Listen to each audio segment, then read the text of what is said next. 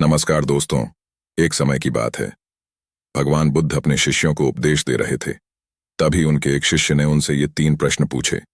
पहला, कौन किसके भाग्य का खाता है? दूसरा, दुनिया में सबसे ताकतवर कौन है? तीसरा, जो अपनी बात से मुकर जाता है उसका अंत क्या होता है? गौतम बुद्ध कहते हैं, आपके ये तीनों प्रश्न बहुत महत्वपूर्ण हैं, क्योंकि इन तीनों प्रश्नों के उत्तर जानना हर इंसान के लिए जरूरी है। इसीलिए मैं आपको ये कहानी बता रहा हूं। इन तीनों प्रश्नों के उत्तर आपको उस कहानी में मिल जाएंगे। कृपया कहानी को ध्यान से सुनें। एक जंगल में एक बहुत बड़ा बरगद का पेड़ था। उस पेड़ पर एक चील पक्षी रहता था। उस बरगद के पेड़ से थोड़ी दूरी पर एक बिल था। उस बिल में एक सर्प रहता था। फिर एक दिन जैसे ही सांप बिल से बाहर निकलने लगा तो वह चील पक्षी उस सांप को देख रहा था। जब सांप उसे बिल से बाहर निकलने लगा तो उसी समय चील ने सांप पर झपट्टा मारा, लेकिन सांप अपने बिल से ज्यादा बाहर नहीं आया, इसलिए वह वापस बिल में चला गया। फिर थोड़ी देर बाद सर्प ने अपना मुंह बिल से बाहर निकाला और देखने लगा कि बाज पक्षी यहीं है या कहीं चला गया है। तब बाज पक्षी फिर सर्प पर दोबारा झपट्टा मारा, लेकिन वह फिर से अपने दिल के अंदर छिप गया। जैसे ही सर्प बिल से बाहर आने की कोशिश करता तो बाज उस पर हमला कर देता और उसे ले जाने की कोशिश करता। बाज अपने मन में सोच रहा था कि जब भी तुम बाहर आएगा तो मैं तुम्हें अपना भोजन बनाऊंगा, और इसी के डर से वह सर्प बिल में छिप जाता है। जब उस सर्प को उस बिल में रहते हुए काफी समय बीत जाता है तो सर्प अपने मन में सोचने लगता है कि अगर कहीं से राजा विक्रम आ जाए तो वह दूसरों की परेशानियां दूर करते हैं, और राजा विक्रम ही हैं जो मुझे इससे बचा सकते हैं। इसलिए राजा विक्रम को याद करते हुए सर्प उस बिल में छिपा रहता है, और जो भी उस रास्ते से जाता तो सर्प सबसे बस यही कहता है कि भाई, अगर कोई मेरा संदेश राजा विक्रम तक पहुंचा दे या मुझे राजा विक्रम से मिलवा दे तो मैं जीवन भर उसका आभारी रहूंगा। फिर एक दिन राजा विक्रम, जो दूसरों के दुख दूर करते थे, जंगल में जा रहे थे और उसी रास्ते से गुजर रहे थे।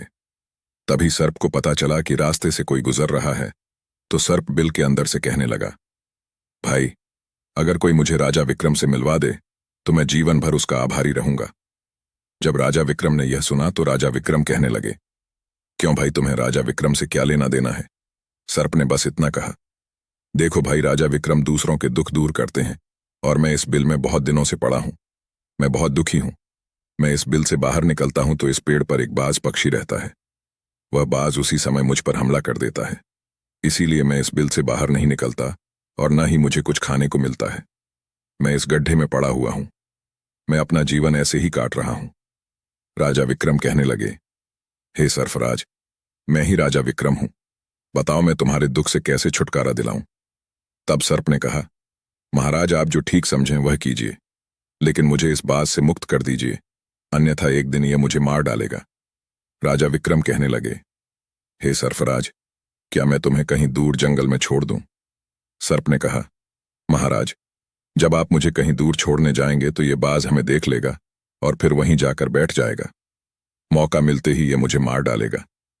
राजन, आप मुझे कुछ देर के लिए अपने अंदर बैठा लीजिए। आप मुझे अपने पेट में बैठने की जगह दे दीजिए। जब इस बाज का पता नहीं चलेगा कि सांप कहाँ चला गया, तब मैं आपके साथ इस वन से बहुत दूर चला जाऊंगा और आगे जाकर तुम्हारे पेट से बाहर आ जाऊंगा। राजा विक्रम कहने लगे, ठीक है सरफराज, तुम मेरे पेट में प्रवेश कर जाइए। राजा विक्रम अपना मुंह खोलते हैं और वह सांप राजा विक्रम के पेट में प्रवेश कर जाता है और राजा विक्रम के पेट में जाकर बैठ जाता है। राजा विक्रम जब जंगल में बहुत आगे चले गए तो वह सर्प से कहने लगे, हे नागराज, अब तुम मेरे पेट से बाहर आ जाओ। अब यह सुनसान जगह है, यहां तुम्हें कोई कष्ट नहीं देगा। यह सुनकर नागराज बोला, नहीं महाराज, अब मैं आपके पेट से बाहर नहीं आने वाला। राजा विक्रम बोले, क्यों भाई, तुमने तो मुझसे वादा किया था कि तुम मुझे आगे सुनसान जंगल में छोड़ दोगे। मैं तुम्हारे पेट से बाहर आ जाऊंगा। अब क्या हुआ? यह तो सुनसान जंगल आ गया है। अब तुम बाहर आ जाओ। सांप कहने लगा, देखिए महाराज, आपके पेट में रहने का जो सुख है वह उस बिल में नहीं मिलता। अब मैं आपके पेट से कभी बाहर नहीं आऊंगा। राजा विक्रम मन में सोचने लगे कि यह तो बहुत दुष्ट सांप है। अब मुझे क्या करना चाहिए? और सांस के जहर प्रभाव से महाराज विक्रम के पूरे शरीर से खून की धार फूटने लगी। महाराज विक्रम के शरीर से खून की धार बहने लगी। राजा विक्रम मन ही मन सोचने लगे कि अब यदि मैं राजधानी वापस भी जाऊं तो अभी संभव नहीं है, क्योंकि इस समय मैं कोढ़ी हो गया हूं और मुझे इसी जंगल में रहकर इस नागराज से भी मुक्ति पानी है। ये सोचकर राजा विक्रम ने एक पेड़ के नीचे कुटिया बनाई और सो गए। उनके शरीर से खून टपकने लगा और दुर्गंध आने लगी जो कि सांप का जहर था। सर्प राजा विक्रम के पेट में कुंडली मारे बैठा था। राजा विक्रम झोपड़ी में लेटे हुए एक कोड़ी की अवस्था में है। अब उनके समय में एक प्रसिद्ध जनपद श्रावस्ती था और श्रावस्ती नगरी के राजा ताम्रध्वज थे। राजा ताम्रध्वज की 3 पुत्रियां थीं और राजा ताम्रध्वज बड़ा ही अहंकारी और अभिमानी राजा थे। फिर एक दिन उन्होंने अपनी तीनों पुत्रियों से पूछा कि बताओ पुत्रियों, तुम किसके भाग्य का खाती हो?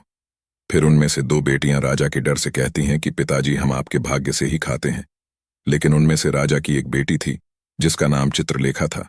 वह चित्रलेखा अपने पिता ताम्रध्वज से कहती है कि पिताजी मैं किसी के भाग्य से नहीं खाती, मैं सिर्फ अपने भाग्य से खाती हूं।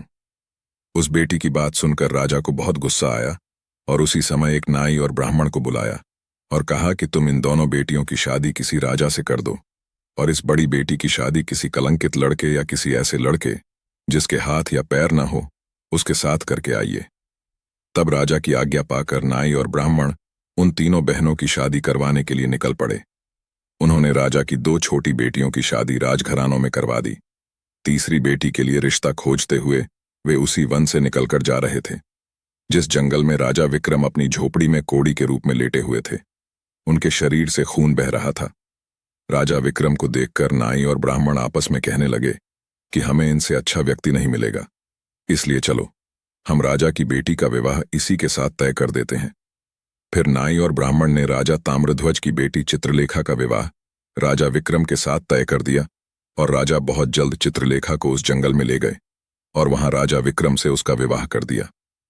राजा विक्रम जैसा पराक्रमी राजा काल के चंगुल में फंस गया और एक कोड़ी का जीवन जी रहा था।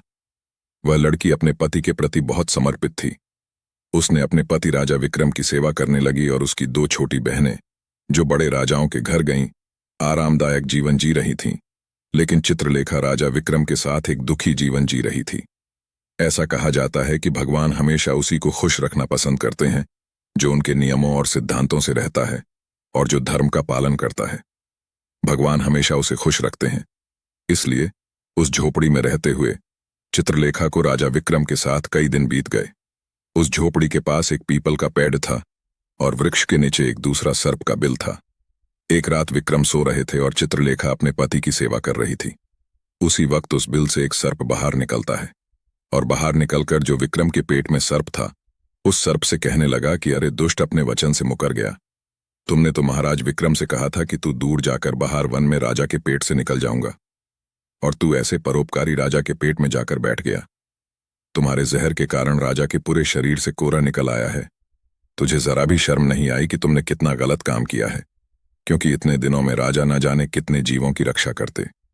वह आगे कहता है कि यदि कोई सुन रहा हो तो मैं तेरे मरने का उपाय बताता हूं। यदि कोई पवित्र जल लाकर इस राजा को पिला दे तो तेरे उसी समय 100 टुकड़े हो जाएंगे और मल के रास्ते से बाहर निकल जाएगा। अब राजा के पेट में बैठा हुआ सर्प दूसरे सर्प से कहने लगा कि तेरे जैसा भी मैंने कहीं नहीं देखा। तू धन के खजाने पर कुंडली मारकर बैठा है। यदि यह धन मानव जाति के कल्याण के लिए उपयोग किया जाता तो इससे कितने लोगों को लाभ होता। मैं भी तेरे मरने का एक तरीका बताता हूं। अगर कोई सुन रहा हो तो एक पीपा तेल गर्म करके तुम्हारे बिल में डाल दे तो उसी समय तू नष्ट हो जाएगा, और अगर यह बिल खोदा जाए तो यहां अपार धन निकलेगा। चित्रलेखा वह बात बड़े ध्यान से सुन रही थी। चित्रलेखा के मन में एक विचार आया, ये राजा विक्रम है और इनके पेट में एक सर्प बैठा हुआ है, इस कारण महाराज के शरीर से खून निकल रहा है। फिर वह बेचारी चित्रलेखा एक ऋषि के आश्रम पहुंचती है और ऋषि से विनती करती है कि महात्मा मुझे एक गिलास गंगा जल चाहिए। ऋषि कहता है, तुम कौन है और गंगा जल का क्या करोगी? तब चित्रलेखा कहने लगी, हे मुनिवर, मैं राजा ताम्रध्वज की पुत्री चित्रलेखा हूं और मुझे अपने पति के लिए औषधि के रूप में गंगा जल की आवश्यकता है। ऋषि ने उसे एक गिलास गंगा जल दिया। अब चित्रलेखा गंगा जल लेकर जल्दी से महाराज विक्रम के पास पहुंची और वहां पहुंचकर महाराज विक्रम से कहने लगी कि महाराज, ये औषधि है, आप कोढ़ को ठीक करने के लिए आपको इसका सेवन करना चाहिए। राजा विक्रम ने वह गंगा जल पी लिया और जैसे ही राजा विक्रम ने वह गंगा जल पिया तो उनके पेट में जो सांप था वह 100 टुकड़ों में टूट गया, सब नष्ट हो गया। वह धीरे धीरे मल के जरिए राजा के शरीर से बाहर निकल गया अब राजा का कोट धीरे धीरे ठीक होने लगा और कुछ ही दिनों में राजा का कोट पूरी तरह से ठीक हो गया। राजा पूरी तरह से ठीक हो गए। राजा पहले की तरह स्वस्थ हो गए। अब चित्रलेखा राजा विक्रम से कहने लगी कि हे महाराज, मैं एक स्त्री हूं, मैं इस नगर में नहीं जा सकती। आप नगर में जाकर एक पीपा तेल लेकर आएं। राजा विक्रम कहने लगे कि चित्रलेखा, तुम उस तेल का क्या करोगी? चित्रलेखा बोली, महाराज आप एक पीपा तेल लेकर आओ, फिर मैं आपको बताऊंगी। तब चित्रलेखा की बात सुनकर राजा विक्रम बाजार जाते हैं और वहां से एक पीपा तेल लेकर आते हैं। तब चित्रलेखा ने वहां आग जलाई और तेल गर्म किया और उसे गर्म करके सांप के बिल में खाली कर दिया। जैसे ही गर्म तेल उस बिल में डाला गया, सांप मर गया। चित्रलेखा राजा विक्रम से कहने लगी कि महाराज, कृपया आप इस स्थान को खोद दीजिए। फिर जब राजा विक्रम ने उस स्थान की खुदाई की तो उन्होंने वहां से अपार धन निकाला। चित्रलेखा ने कहा, मुझे पता है कि आप नरेश राजा विक्रम हैं, लेकिन मेरे पिता ने मेरा अपमान करके मुझे एक झोपड़ी दे दी है, लेकिन मैं अपने भाग्य का खाती हूं। इसलिए इस स्थान पर मेरे पिता के महल से अच्छा महल बनाया जाना चाहिए। राजा विक्रम कहने लगे, चित्रलेखा, तुम क्या कह रही हो? हम तो राजा हैं, हम यहां महल क्यों बनाएंगे? आप तो मेरे साथ उज्जैन नगरी में चलिए। लेकिन चित्रलेखा ने राजा विक्रम की बात नहीं मानी। तब राजा विक्रम ने उस जंगल में एक शानदार महल बनवाया। इस संसार में सबसे बलवान समय होता है और कोई भी बलवान नहीं होता जिसका समय अच्छा हो। वह आगे बढ़ता रहता है, और जिसका समय बुरा होता है, जिसका समय प्रतिकूल होता है, वह पतन की ओर बढ़ जाता है। राजा ताम्रध्वज पर एक दूसरा राजा हमला करता है और ताम्रध्वज उस हमले में पराजित होता है और राजा अपने परिवार के साथ अपनी जान बचाने के लिए उसी जंगल में पहुंच जाता है। जब राजा भूखा प्यासा भटक रहा था, फटे कपड़ों और तड़पती प्यास से राजा का गला सूख रहा था, तब राजा घूमते हुए चित्रलेखा और राजा विक्रम के महल के पास से गुजरते हैं। तब चित्रलेखा अपने पिता को पहचान लेती है। चित्रलेखा अपने एक सेवक को उनको बुलाने के लिए भेजती है। राजा ताम्रध्वज, जो फटे कपड़ों में थे, उनके पास वस्त्र नहीं था। ताम्रध्वज ने सोचा कि पता नहीं यह कौन है और हमें क्यों बुला रही है। जब राजा ताम्रध्वज चित्रलेखा के पास पहुंचे तो वे उस लड़की को पहचान गए।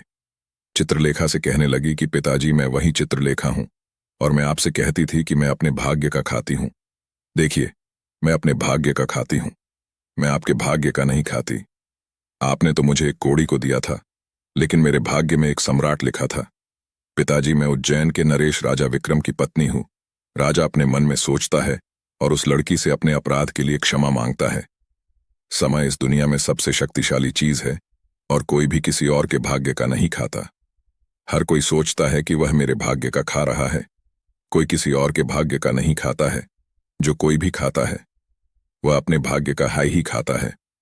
हर दाने पर खाने वाले का नाम लिखा होता है। आपको यह नहीं सोचना चाहिए कि हम किसी को खिला रहे हैं। आप कौन होते हैं किसी को यह खाना खिलाने वाले? दुनिया को खिलाने वाले केवल एक ही हैं और वे हैं भगवान शिव शंकर।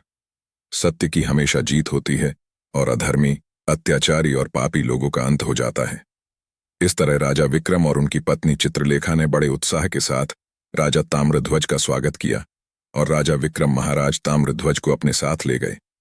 वे उज्जैन आए और बाद में राजा विक्रम ने राजा ताम्रध्वज के साथ अपनी सेना भेजी और जिस राजा ने ताम्रध्वज को हराया था, ताम्रध्वज ने उससे अपना राज्य वापस पा लिया। जिसके पास अच्छा भाग्य और अच्छे कर्म होते हैं, भगवान उसे कहीं ना कहीं से सब कुछ दे देते हैं। आप और मैं तो अपने परिवार का ख्याल रखने में भी हिचकिचाते हैं, लेकिन देखो वो कौन है जो इस दुनिया का ख्याल रखता है। वह पूरी दुनिया के हर जीव का ख्याल रखता है। दोस्तों, कहानी यही समाप्त होती है।